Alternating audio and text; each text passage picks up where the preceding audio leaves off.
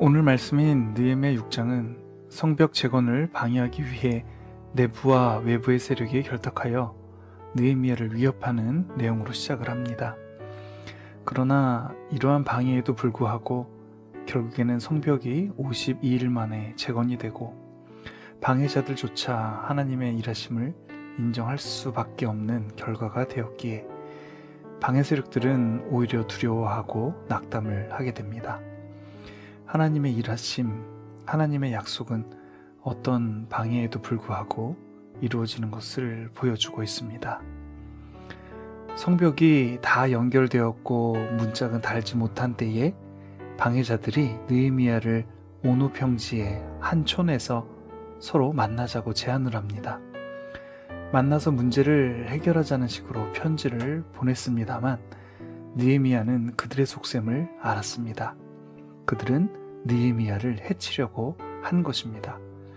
그래서 느헤미야는 이 큰 일, 성벽을 완공하는 일을 중지하고 갈 수가 없다고 대답을 하자 4번이나 같은 편지를 느헤미야에게 보내게 됩니다.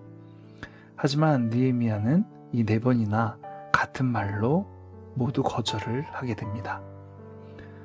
4번이나 이 밀봉한 편지를 보냈는데 거절하자 5번째는 봉하지 않은 편지를 보냈습니다. 다른 사람들도 다 보라는 것이지요. 그 내용은 가스무도 그렇게 말했다고 하면서 유다 사람들이 모반하여 느헤미야를 왕으로 세우려고 한다는 것입니다. 여기서 가스무는 느헤미야 2장에서 언급되었던 방해 세력 중에 아라비아 사람 게셈과 동일 인물로 보기도 합니다. 이 가스무는 느헤미야의 모반에 대한 증인으로서의 역할을 하고 있는 것이지요. 그리고 선지자를 세워서 유다의 왕이 있다고 하게 한 것이 페르시아 제국의 왕에게도 들렸기에 이제 와서 함께 의논하자고 합니다. 이렇게 하는 것은 그들이 유다 백성들의 손을 피곤하게 하여서 성벽 재건을 중지하게 하고 완공하지 못하게 하려고 한 것이지요. 그러면서 느헤미야는 그 소용돌이 속에서 기도하기를 자기의 손을 힘있게 하여 달라고 합니다. 느헤미야는 산발랏의 계략에 넘어가지 않고 기도하며 이 위기를 넘기게 됩니다. 그러자 이제는 스마야라는 선지자를 이용해서 느헤미야를 해치고자 합니다. 스마야가 집안에 꼼짝없이 있으므로 느헤미야를 오게 하였는데요. 이 스마야는 상당한 영향력이 있는 선지자로 활동했던 모양입니다. 그래서 느헤미야가 그 집에 가보니 그가 말하기를 그들이 너를 죽이러 올 것이니 하나님의 전 외소 즉 성소에서 머물고 문을 닫자고 합니다. 이 말을 들은 느헤미야가 나 같은 자가 어찌 도망하여 나 같은 몸이 어떻게 성소에 들어가 생명을 보존하겠느냐고 합니다. 느헤미야는 제사장이 아닌데 성소에 들어가게 되면 율법을 어긴 것이 되는 것이지요. 그러므로 자기 목숨을 보존하려고 성소에 들어갈 수가 없다고 말합니다. 이렇게 말한 것은 스마야가 적들에게 뇌물을 받고 거짓 예언한 것을 느헤미야로 하여금 하나님께서 깨닫게 해주셨기 때문이지요. 이렇게 방해자들이 스마야에게 뇌물을 주어 거짓 예언을 하게 하므로 느헤미야를 두렵게 하여 성전에 들어가서 피신하게 하려고 한 것입니다. 만일 성소로 피하게 되면 범죄하는 것이 되며 그것을 빌미로 악한 말로 비방하고 또 해치려고 했던 것이죠. 느헤미야는 이런 자들의 수행을 하나님께서 기억해 달라고 기도합니다. 유다의 귀족들이 여러 번 도비아에게 편지를 하고 도비아의 편지도 그들에게 이르렀습니다. 내부와 외부의 세력이 결탁하여 하나님의 일을 방해하려고 합니다.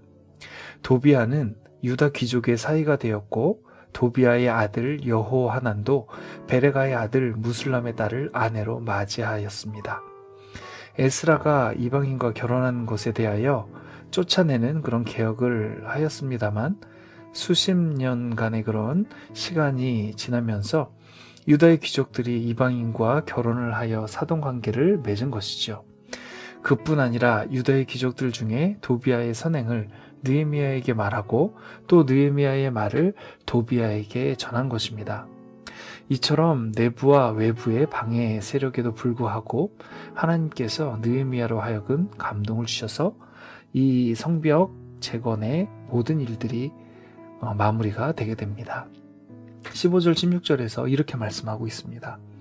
성벽 역사가 52일 만인 엘루럴 25일에 끝나매 우리 모든 대적과 주위에 있는 이방 족속들이 이를 듣고 다 두려워하여 크게 낙담하였으니 그들이 우리 하나님께서 이 역사를 이루신 것을 알미라. 성벽의 역사가 52일 만에 마칩니다. 온갖 방해 세력에도 불구하고 힘을 다하여 성벽을 재건하였습니다. 방해자들의 모습을 보면 성벽 재건을 결정하고 진행하는 동안 온갖 조롱과 모욕과 비웃음을 가합니다. 그럼에도 계속 진행되니 무력으로 공격하려고 합니다. 그래도 계속되니 느헤미야를 살해하려고 합니다. 그래도 안 되니 선지자로 통하는 이 스마야에게 뇌물을 주어 거짓 예언을 하므로 느헤미야로 하여금 두렵게 하고 또 범죄하게 하려고 합니다. 그러나 느헤미야는 하나님의 뜻을 이루는 일에 사용되는 자로서 늘 기도하는 사람이었습니다. 그래서 하나님의 뜻을 깨닫고 적들의 계획도 알아챘기에 적들의 모략에 넘어가지 않았습니다. 이렇게 성벽이 재건되자 유다 주변의 모든 대적과 주위에 있는 이방 족속들이 이를 듣고 다 두려워하여 크게 낙담하였습니다. 낙담한 이유는 하나님께서 이 역사를 이루신 것을 알았기 때문입니다. 그렇게 방해하는데도 불구하고 52일 만에 성벽이 재건되는 일은 인간의 힘과 능력이 아니라 하나님의 일하심으로 대적들도 인정하게 된 것입니다. 오늘날 우리는 어떤 모습으로 하나님의 하나님 되심을 드러내려고 합니까? 내가 대단한 힘과 능력을 가지게 되면 하나님의 영광을 드러내고 또 원수들도 두려워하고 낙심할 것이라고 생각을 할 수도 있습니다. 그래서 때로는 사람을 많이 모으고 또 돈을 많이 모아서 보통 사람들이 할 수 없는 어떤 보암직한 그런 업적을 남기면 하나님의 일하심을 보여주는 것이라고 그렇게 생각을 하기도 합니다. 그런데 그런 곳으로 적들을 두렵게 하겠다고 생각하는 것이 이 세상의 가치에 사로잡힌 잘못된 생각입니다. 출애굽기 15장 12절에서 16절에서 이렇게 말씀합니다. 주께서 오른손을 드신 즉 땅이 그들을 삼켰나이다. 주의 인자하심으로 주께서 구속하신 백성을 인도하시되 주의 힘으로 그들을 주의 거룩한 처소에 들어가게 하시나이다. 여러 나라가 듣고 떨며 블레셋 주민이 두려움에 잡히며 에돔 두령들이 놀라고 모압 영웅이 떨림에 잡히며 가나안 주민이 다 낙담하나이다. 놀람과 두려움이 그들에게 임하매 주의 팔이 크므로 그들이 돌같이 침묵하였사오니 여호와여 주의 백성이 통과하기까지 곧 주께서 사신 백성이 통과하기까지였나이다. 홍해바다를 건넌 후 모세가 찬양하는 내용입니다. 애굽에 내린 10가지 재앙과 홍해를 건너고 추격하던 이 애굽 군대는 홍수에 수장된 일이 적들에게 두려운 일입니다. 그런데 주변 나라가 두렵고 떨며 낙담한 이유는 13절입니다. 주의 인자하심으로 주께서 구속하신 백성을 인도하시되 주의 힘으로 그들의 주의 거룩한 처소에 들어가게 하시는 것이지요. 이 소식을 듣고 여러 나라가 듣고 떨며 블레셋 주민이 두려움에 잡히며 에돔 두령들과 모압 영웅이 떨림에 잡히며 가나안 주민이 다 낙담하는 것입니다. 이렇게 출애굽한 이스라엘 백성들이 가나안 입구에 와서는 적들의 성벽과 장대함과 무기를 보고 두렵고 떨었습니다.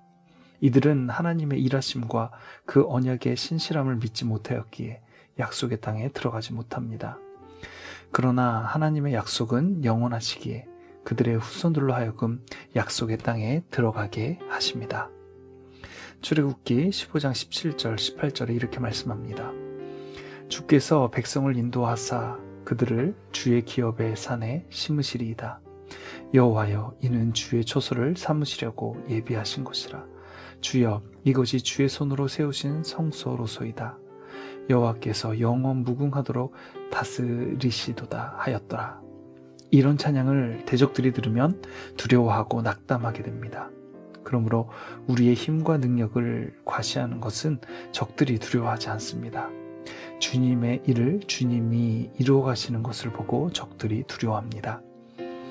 출애굽한 이스라엘 백성들이 하나님의 계시를 받아 성막을 만들고 성전을 만든 것들도 여호와의 그런 영원한 처소를 보여주는 그림자입니다. 솔로몬의 성전이 예루살렘 성벽이 바벨론에 의하여 파괴되었지만 성전과 성벽이 재건되는 이를 통해서 하나님의 자기 처소를 어떻게 이루어 가고 계신지를 또한 보여주고 있습니다. 스룹바벨 성전도 헤롯 성전도 아닌 하나님의 아들 예수 그리스도의 몸된 성전을 세우시는 것이 하나님의 처소의 완성입니다. 그러므로 예수 그리스도의 몸된 성전을 십자가로 다 이루었다는 이 소식이 대적이 가장 두려워 떠는 소식인 줄 믿습니다. 에베소서 2장 20절에서 22절 말씀입니다. 너희는 사도들과 선지자들의 터 위에 세우심을 입은 자라. 그리스도 예수께서 친히 모퉁이 돌이 되셨느니라. 그의 안에서 건물마다 서로 연결하여 주 안에서 성전이 되어가고 너희도 성령 안에서 하나님이 거하실 처소가 되기 위하여 그리스도 예수 안에서 함께 지어져 가느니라. 성전이 역사 속에서 지어지고 있지만 이러한 하나님의 계시 속에서는 이미 완성이 되었습니다. 그러므로 십자가로 다 이루신 예수님을 깊이 생각하시기 바랍니다.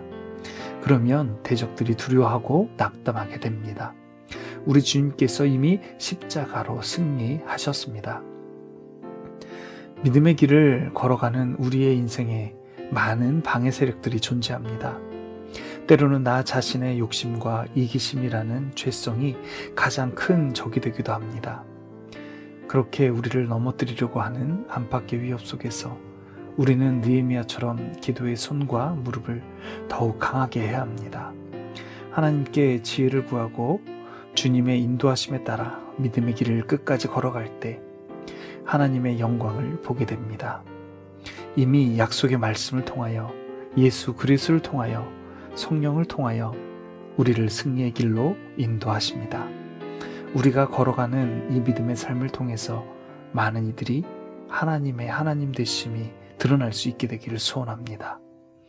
기도의 무릎을 더욱 강하게 하고 또 끝까지 믿음을 지켜나가며 이 세상 가운데 하나님의 그 승리하심을 날마다 드러내는 모든 동행가족들 될 수 있게 되기를 주님의 이름으로 축복합니다.